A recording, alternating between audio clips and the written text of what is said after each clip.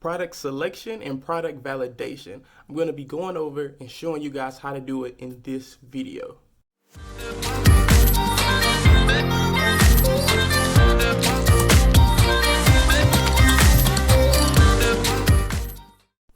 All right, so for a lot of you guys that have been into dropshipping, that have been following me and doing the stuff that I teach, you guys know it is very, like extremely easy to find products. Like, they're all over the place. Usually you can just randomly find them if you're scrolling on Instagram or Facebook. Now, with this influx and kind of saturation of all of these products, it makes it really hard to figure out which products are the best products to test. So I came up with this list. Actually, I didn't come up with this list. Big shout out to Gabriel St. German. He came up with this list and I use it. I fine tuned it just a little bit, and I want to show you guys the list that I use before I test a product. All right, so guys, I had to mention this. A lot of you guys know I have had like a really big 2019.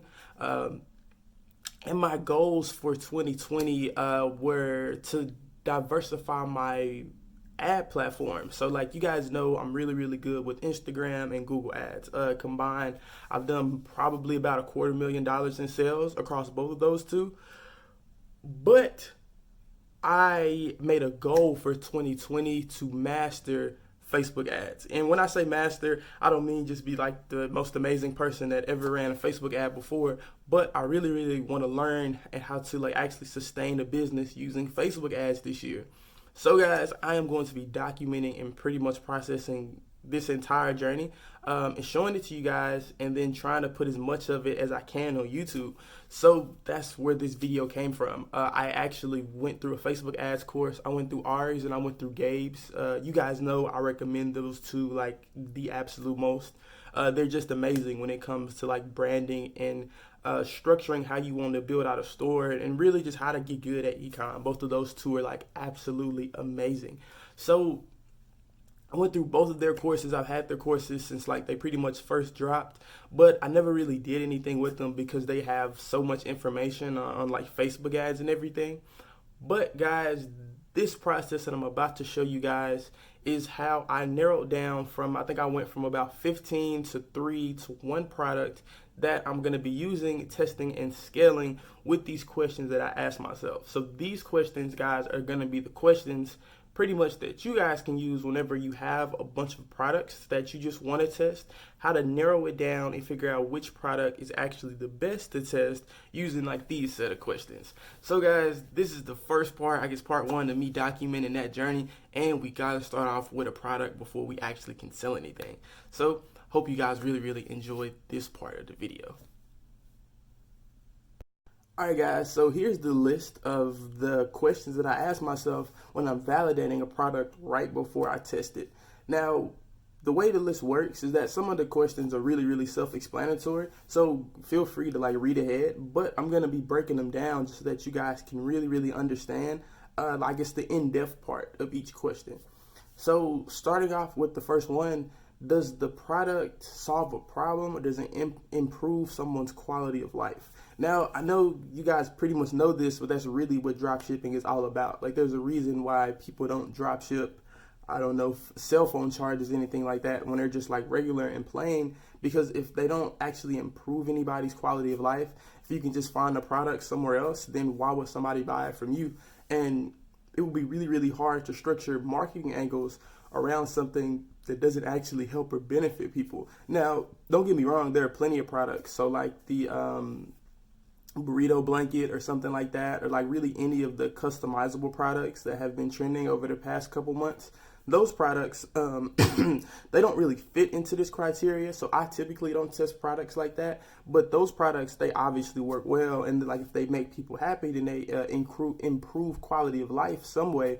But for this particular testing strategy, we're only working on products that actually have the selling point of being able to improve somebody's life. Next one, does it have a large target market? So like, for example, one, I guess a niche that I don't like to test in because I think the target market is too small is couples. So unless it's like Valentine's Day or something like that, I hardly ever touch the couples niche just because to me it's way too small.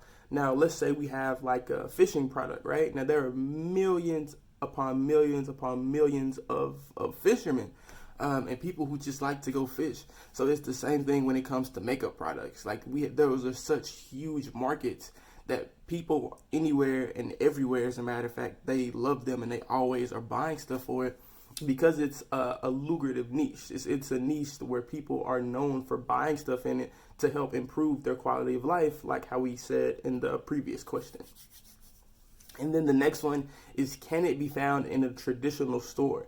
Now, if you're from the US, I change the question up a little bit and I say, like, can you find this product at Walmart? If you can, then nobody's going to buy it from you. Like, just think about all of the online stores that are scams and stuff like that. If I'm looking at that, I'm scrolling on Facebook, just thinking of myself as a customer, I'm scrolling on Facebook, and I see a product, and I'm like, oh yeah, I saw this at Walmart the other day. I'm not going to stop and buy it because the listing that you have, let's say if you were selling that product, is probably going to be more expensive. They're going to have to actually wait to get it. So they're going to have that shipping time that a customer usually thinks about. They have to wait. Let's say if you're traditional drop shipping, 7 to 14 days, when you can just go to Walmart, pick it up today for probably half the price that you're selling it for, and then I actually have it today. So if you can typically find a product at Walmart, it's usually not a good product to test, or any like general store. And then the next one, is the product unique or impressive? Does it have a wow factor? Like if I'm looking at the product, will I look at it and I stop and say like, oh wow, that's pretty cool. It looks like somebody can use that. If not, then you have a lot less selling points, and it's really, really hard to force an impulse buy whenever you're not actually catching the customer's attention. Like in the first 3 to 5 seconds of your video, somebody should be able to look at it, know exactly what the product is, and be like pretty much put on their ass because it's so impressive and it improves their quality of life so much. And then, is the product on an uptrend or downtrend? If you guys don't know how to check this trend, go to googletrends.com, type in the name of your product, and then you'll see a graph. So either the graph will be going up or the graph will be going down. A lot of times the graphs look crazy and it looks like a regular graph. But in the past 12 months in the United States, is the product on an uptrend or is it on a downtrend? And historically speaking, is it about to go on an uptrend? If not, then you usually can leave the product alone because, like, let's say, for example, Christmas products. So we'll look at if, let's say, we're talking about a Christmas product or something like that. If we look at all of these questions, we can find a Christmas product that probably matches a majority of these. But if the Christmas product, if it's out of season, so like people aren't buying Christmas products anymore, like nobody's buying Santa ugly sweaters. So now, at the beginning of January, like when the video was recorded, it's a terrible time to actually test their product because nobody's gonna buy it because it's out of season. So which means the product is on a downtrend. So unless your product is on a like historical uptrend, then usually it's not worth testing it.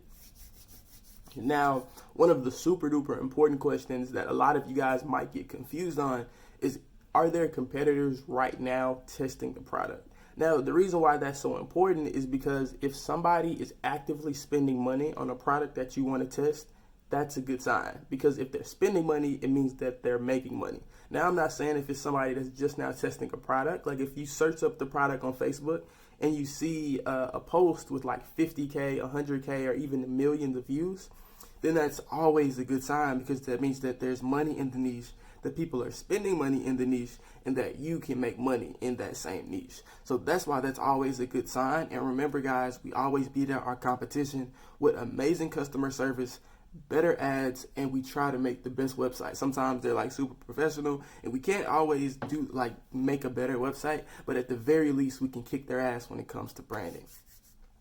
So another question is, does the product have a history of selling well? Now, this one is towards the bottom because sometimes it's okay if this answer is no. So like, let's say, for example, if it's a new product, so like the product kind of just now started trending, it might not have a history of selling well.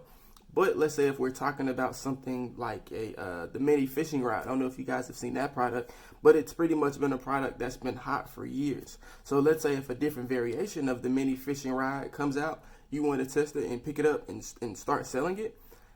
Because it has a track record of selling well, it's always going to be a good product to test because you know people in the past have bought it and they bought it for a reason. So you can pretty much make money the same way that it's been done before in the past.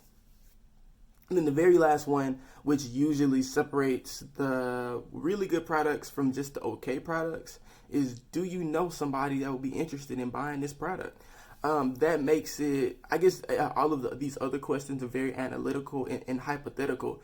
This one is like super duper practical. Like if I'm trying to test out a product in the fishing niche, my grandpa is like a super big fisherman. So I think about him and I say like, would he like this product, or is this a product that him and his friends want to use? Because they go fishing almost every week. If anybody's going to be using a fishing product, it's going to be them.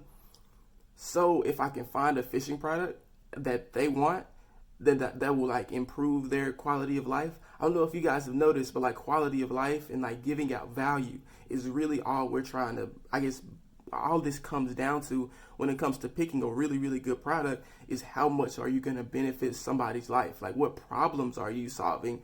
And that's the difference between like an okay product versus the product that will like potentially change your life because you're able to make so much money from it. So guys, if you cannot find anybody that is gonna use your product, probably shouldn't test it unless you like if you know somebody personally.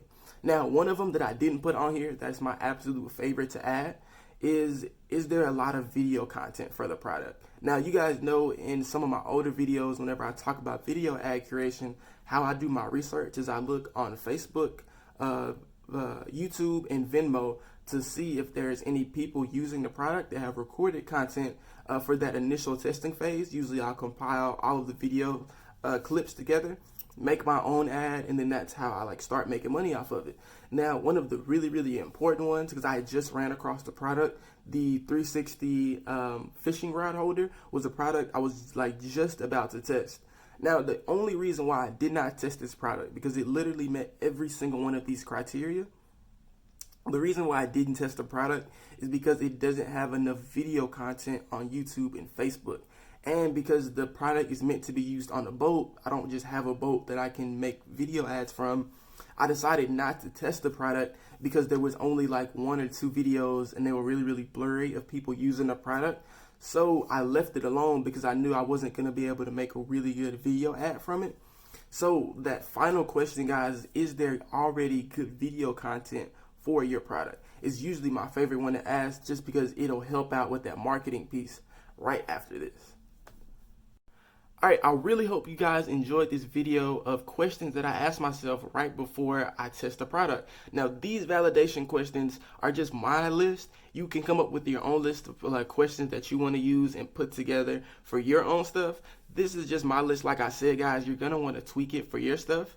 And like I said, guys, this is my first attempt at making you guys a part of my Facebook ads journey. It's a way for me to hold myself accountable if I know you guys are going to be watching me and I guess checking back up on me and seeing what I'm doing. So this is part 1, actually finding the product checklist. The next video, I'll probably like make this and do something like this live, or show you guys like more ways that I use to validate products. And then there could be me revealing the store, me showing you my live ad creations, and me letting you guys inside the ads manager. I'm not really sure yet because I haven't really planned everything out. I'm just really trying to document my journey with Facebook ads, and hopefully you guys can see me go from 0 to 10K within the next few weeks.